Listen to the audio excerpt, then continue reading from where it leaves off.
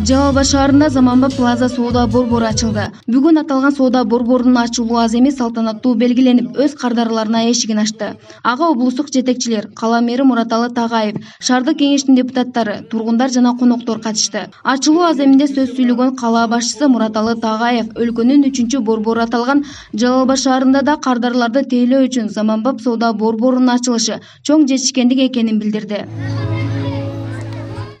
Мында жогорку даражадагы сапаттуу кызмат көрсөтүү, жаңы жумуш орундарын түзүү менен катар каланын архитектуралык коозугуна өзгөчө кор кошулганын айтты. Ага улай жергиликтүү бийлик жеке ишкерлерди ар дайым колдоого аларын, алардын жаңыдан иш баштоосуна көмөк көрсөтүүлөрүн айтып, шаардын ар тараптуу өнүгүүсүнө биргеликте салым кошууга чакырды.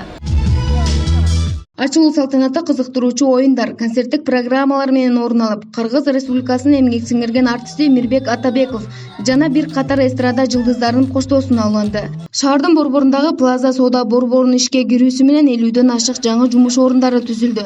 Бүгүн кардарлар үчүн пайыздык арзандатуулар орун алып, мүмкүнчүлүгү чектелген жана аз камсыз болгон үй бүлөлөрдүн балдары наристелер ойночу аянтында акысыз ойнотулду.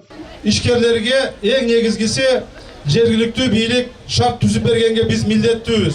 Мына ушул жерде жүзөгөн адамдар турасыздар.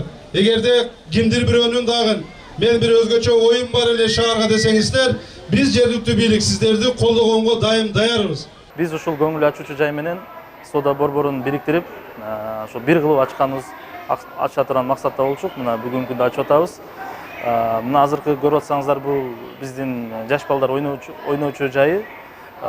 Бүгүнкү күндө бүгүндөн баштап балдарды, элдерди кабыл алат. Бирок бүгүнкү күнү биз эл үчүн эмес, биз өзүбүздүн баягы тилекке каршы азыраак көңүл бурулган балдар үйүндөгү балдарды чакырып, андан кийин мүмкүнчүлүгү чектелген балдарды чакырып, ата энелер менен кошо бүгүн ошолор үчүн бүгүнкү эшигибизди ачып бердик.